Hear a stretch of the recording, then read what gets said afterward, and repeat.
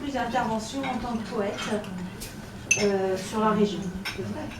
Demain soir à la section. Demain, alors attends, je regarde.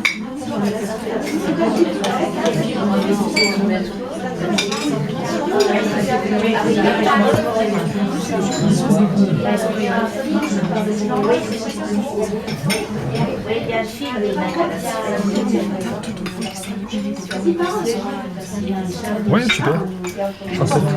C'est une meilleure vue pour... Bonsoir. Vas-y, Mohamed. Merci pour cette soirée. Et puis je suis heureux de retrouver Pascal parce qu'on a la première lecture. Moi, j'arrivais pas à lire mes textes. Et puis j'avais donné mon texte à Pascal qui l'a lu sur la Médina de Fès. C'est ça. Je venais d'arriver à Chambéry. Je me rappelle, c'était pour le printemps des poètes 2011. 2011. C'est mieux que moi. Il était là, perdu au milieu de la bibliothèque, là-haut à Chambéry-le-Haut. Il y avait plein de monde. Moi, je lisais, j'avais fait une présentation de poèmes ultramarins. Et il y avait Mohamed qui avait son poème. Et il m'avait dit, moi je ne peux pas le lire. Et bien depuis 2011, il a bien changé. Maintenant, il lit. Il a appris entre-temps. Il ne savait que écrire. Bon, grâce à tous. Alors, on va vous lire un poème dans les deux langues. Donc, un paragraphe, Voilà. Je vais commencer en arabe. Donc. Vous dites si vous ne l'entendez pas assez. Ouais. C'est limite. Ah, c'est limite. Mohamed, tu vas venir aux ateliers théâtre. Vas-y, parle, Mohamed. حرية بنت القصبة تقع أشياء وراء هذا الباب المغلوق منذ أن هذا المستأجر الأنيق الخدوم المهذب البشوش هذا المتقاعد الوحيد مطلق عاد من بلاده أواخر الصيف مرفوق بزوجته سنها لا يتجاوز سن ابنته البكر. Il se passe non, je vais recommencer moi. C'est parce que j'ai voulu faire pareil. Alors je vais commencer par le début. Kouria, fille de la Casbah. Il se passe des choses derrière cette porte close. Depuis que ce locataire élégant, serviable, poli et souriant, ce retraité solitaire et divorcé, est revenu de son pays, à la fin de l'été, accompagné d'une jeune mariée, guère plus âgée que sa fille aînée.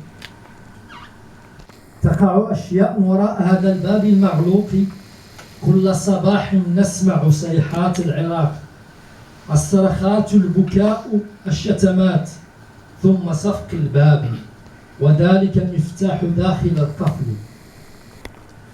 كل صباح من كل الأيام في نفس الساعة المتقاعد يذهب إلى المقهى يلعب الدومين والتيرسي أمله أن يربح يوما. Il se passe des choses derrière cette porte close. Chaque matin, on entend des hurlements, des disputes, des cris, des pleurs, des injures. Puis le claquement de la porte. Et cette clé dans la serrure. Tous les matins de tous les jours, partant à la même heure, le retraité chemine jusqu'au café. Il y passe toutes ses journées à jouer au domino, au tiercé, espérant un jour gagner. الزوجة تبكي سجينة بعد الأعمال المنزلية تشاهد المسلسلات التلفزيونية واهنة القوة تنوح مكتئبة نادمة على اختيار قرارها ذلك الذي تعتقد أحسن الحلول.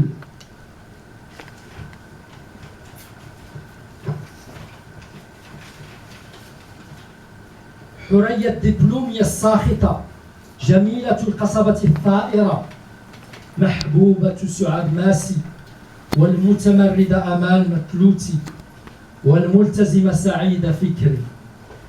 حرية ترى إخوانها حيطيين إلى الأبد تتمنى مساعدة وتغيير مستقبلها. أبوها محتجز وأمها معوقة تجد نفسها محبوسة مسترقة. La jeune mariée demeure cloîtrée. Après les travaux ménagers, elle regarde les séries télévisées. Prostrée, elle se lamente. Attristée, elle regrette son choix, sa décision, qu'elle pensait la bonne solution. Houria, la diplômée, l'indignée, la belle de la Casbah, la révoltée, l'indulatrice de Souad Massi, de l'insoumise Amel Matlouti et de l'engagé Saïda Fekli. Houria voit ses frères hittistes à vie, Houria voit ses frères hittistes à vie, espérait aider et changer sa destinée. Son père interné, sa mère handicapée. Elle se retrouve asservie, enfermée. ذات مساء منهكة مشتومة حرية هربت من أعلى الشرفة قفزت جروح ورجل كسرت جسد متروم وجه مخدوش في سيارة الأسعاف المرعوبة ترتعش وتبوح لم تعتقد يوما أن في بلاد الحرية والعدالة والإخوة تجد نفسها مسجودة ضربت واغتصبت وأهينت. Un soir, usée et insultée, Houria s'est échappée. Du balcon, elle a sauté. Blessures, jambes cassées, corps tuméfié, visage éraflé. Dans l'ambulance, affolée, tremblante, elle s'est confiée. Jamais elle n'avait pensé que dans ce pays de liberté, d'égalité et de fraternité, elle se retrouverait enchaînée, battue, violentée, humiliée. طيلة هذيانها حرية لم تتوقف من تكرار الوعود المغرية الآمال المغتالة. Dans son interminable délire, Houria n'a cessé de redire les promesses miroitées, les espoirs assassinés. Les promesses miroitées, les espoirs assassinés. Et pour ceux qui ne le savent pas, Houria en arabe, ça veut dire liberté.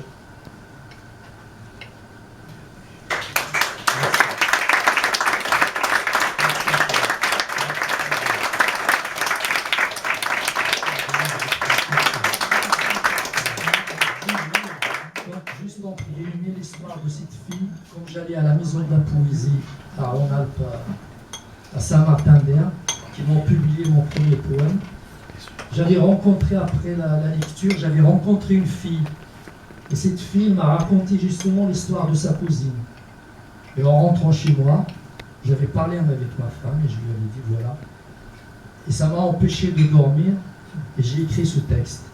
Je l'ai retravaillé avec l'aide de ma femme aussi parce que des fois je pense en arabe peut-être et j'écris en français, donc il y a des expressions qu'on n'arrive pas à comprendre. Voilà, et puis je voulais faire une petite annonce. Demain à l'Astrée, il y a le film Poétrie qui va passer. En avant-première, je vais lire 2 textes sur le Haut Atlas de ma région. Et le vendredi soir à 19h, à Saint-Méran, donc je vais lire pendant 1 heure, c'est un voyage à travers le Maroc. Donc à partir de Tanger, de Salera, de Medfaz. Donc je vous donne un peu là. C'est ceux qui sont intéressés. Et le samedi prochain, je fais aussi une lecture comme ça. C'est un voyage à travers tout le Maroc. C'est pour le printemps des poètes. À Aix-les-Bains, Galerie des Arts, à la MJC. On a en collaboration avec la bibliothèque d'Aix-les-Bains. Voilà. Merci de votre accueil. Merci Pascal.